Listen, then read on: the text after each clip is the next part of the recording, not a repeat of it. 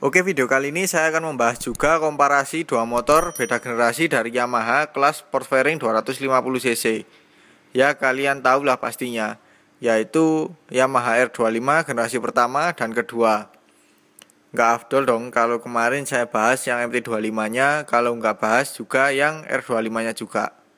Seperti biasanya, saya akan membandingkan berdasarkan poin-poin berikut ini. Untuk itu jangan di skip-skip videonya dan tonton sampai habis ya.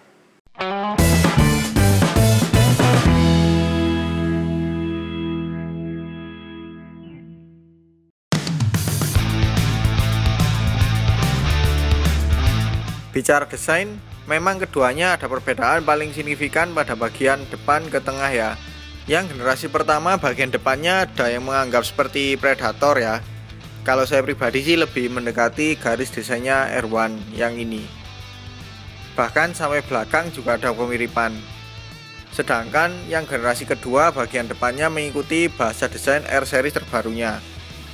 Namun sayang bagian belakangnya sama dengan generasi pertama dan tidak mengikuti desain terbaru R series.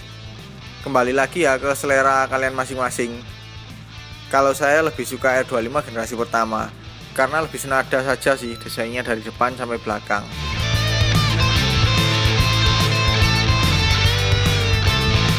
Meskipun R25 generasi pertama dan kedua ini cukup berubah desainnya, tapi secara dimensi masih sama persis. Panjang 2090 mm, lebar 720 mm, dan tinggi 1135 mm. Jarak sumbu roda 1380 mm, tinggi tempat duduk 780 mm, dan juga berat 166 kg. Jadi nggak ada yang bisa diunggulkan ya, karena memang tidak ada bedanya secara dimensi.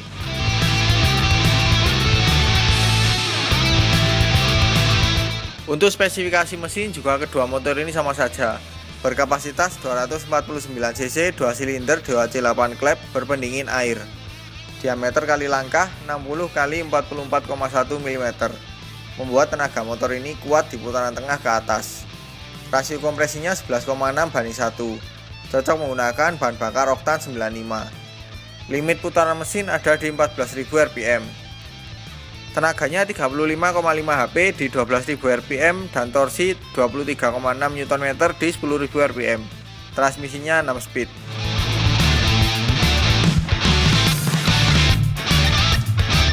Rangka kedua motor ini juga sama, pakai model tralis atau Yamaha menyebutnya dengan rangka diamond. Ini juga umum dipakai di kompetitornya.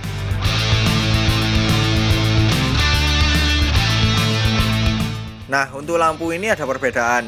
Di R25 generasi pertama hanya lampu belakang dan rem yang LED, yang lain masih halogen.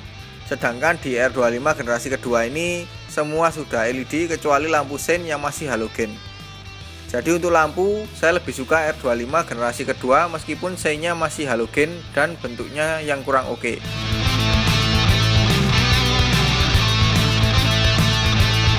Untuk kaki-kaki juga sama saja, hanya beda di suspensi depan.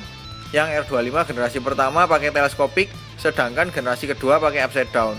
Namun diameter as yang generasi pertama lebih besar yaitu 41 mm, sedangkan generasi kedua 37 mm. Untuk lainnya masih sama persis ya. Velg palang 5 bentuk Y dengan lebar depan 2,75 inch dan belakang 4 inch. Ban pakai IRC Roadwinner dengan ukuran depan 110/70 ring 17 dan belakang 140/70 ring 17. Rem disc dengan kaliper depan 2 piston dan belakang 1 piston. Lalu swing arm juga sama dan sama-sama tidak ada hager. Kemudian suspensi belakang tidak dilengkapi link. Jadi untuk kaki-kaki saya lebih suka R25 generasi kedua karena secara tampilan lebih kelihatan big bike look. Ya, meskipun diameter asnya lebih kecil dari yang generasi pertama ya.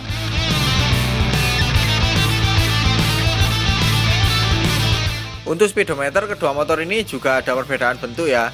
Di R25 generasi pertama pakai perpaduan analog dan digital, sedangkan R25 generasi kedua full digital. Oke, kita sebutkan satu persatu info yang ditampilkan ya. Di sini ada penunjuk putaran mesin. Bedanya di generasi pertama pakai analog, sedangkan generasi kedua pakai digital. Lalu ada penunjuk sisa bahan bakar, suhu, jam, pergantian oli, kecepatan, dan odometer. Nah, di odometer ini kita bisa rubah menjadi trip total, trip 1 dan 2, konsumsi bahan bakar real time dan rata-rata. Oh ya, lupa, ada juga penunjuk posisi gear. Kemudian ada lampu indikator, misal sein, lampu jauh, netral, check engine, shift light, dan indikator oli kalau sudah naik. Nah, yang beda di sini itu indikator sein generasi pertama menjadi satu, sedangkan generasi kedua terpisah kanan dan kiri. Dan di sini ada tombol untuk menyetel jam dan odometer. Jadi untuk speedometer sih infonya sama lengkapnya ya, tapi untuk tampilan lebih suka yang generasi kedua karena lebih keren dan mirip R1 meskipun warnanya masih monokrom.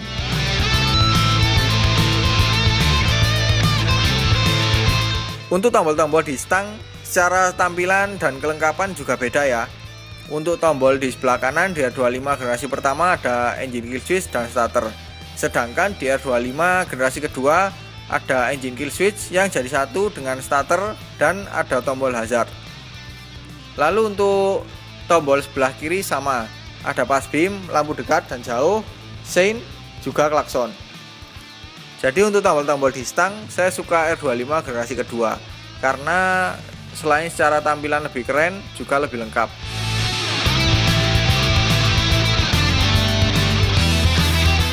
Kunci kedua motor ini modelnya sama persis, bahkan peletakannya juga. Dan ini tidak dilengkapi pengaman magnet atau lainnya. Jadi harap hati-hati kalau parkir di tempat yang kurang kondusif.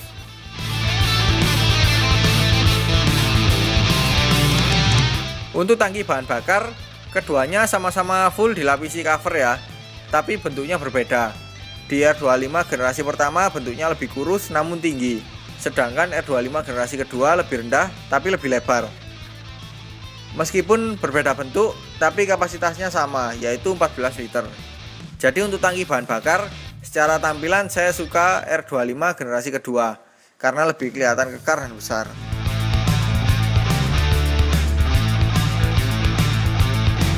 Posisi berkendara kedua motor ini sih tidak terlalu berbeda ya. Jangkauan kaki ke tanah sama, posisi footstep sama, joknya juga sama-sama empuk dan lega. Yang beda itu pada jangkauan tangan ke stang ya. Di R25 generasi pertama itu lebih naik karena stangnya pakai model Apriok, jadi badan lebih tegak. Sedangkan yang R25 generasi kedua itu lebih turun karena pakai stang model Andreok, jadi badan sedikit lebih membungkuk. Tapi meskipun pakai Andreok, segitiga atasnya masih tergolong tinggi yang membuat masih nyaman dikendarai.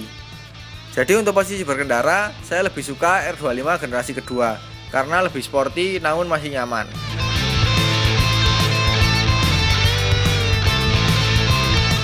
Untuk posisi penumpang, berhubung ini sama saja, jadi tidak ada perbedaan yang signifikan.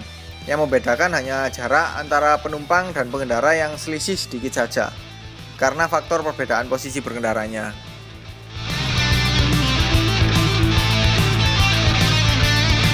Nah, bicara handling, kalau dipakai jalan lurus terutama kecepatan tinggi lebih stabil R25 generasi pertama. Dan kalau dipakai belok-belok juga lebih ringan R25 generasi pertama. Di R25 generasi kedua itu kalau dipakai jalan lurus kecepatan rendah memang stabil, tapi kalau dipakai kecepatan tinggi itu stangnya nggak bisa tenang ya, terutama melewati jalan yang tidak rata. Kalau untuk dipakai belok-belok rasanya lebih berat ya. Ya karakter khas suspensi upside down sih. Badan juga harus mengikuti kemana arah belokan motor ini.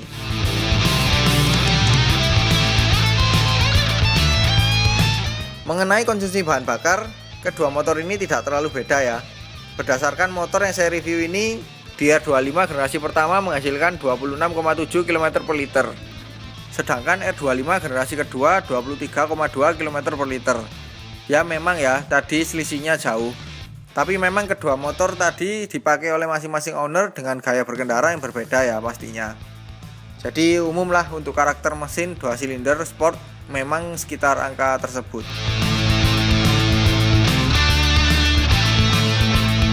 Oke, mungkin itu saja ya video komparasi saya tentang Yamaha R25 generasi pertama dan kedua ini. Semoga video saya ini bisa jadi bahan pertimbangan kalian untuk membeli antara kedua motor ini. Untuk video review lengkap kedua motor ini, kalian bisa tonton melalui link yang ada di deskripsi. Sekian dulu video kali ini. Kalau suka dengan video ini jangan lupa like. Kalau ada pertanyaan, kritik atau saran silahkan komen di bawah. Share juga ke sosial media kalian apabila video ini bermanfaat. Jangan lupa subscribe untuk mengikuti video-video terbaru dari saya. Nyalakan juga tombol loncengnya untuk mendapatkan notifikasi video terbaru dari saya. Follow juga Instagram saya di @mojantoro138. Terima kasih telah menonton dan sampai jumpa di video selanjutnya.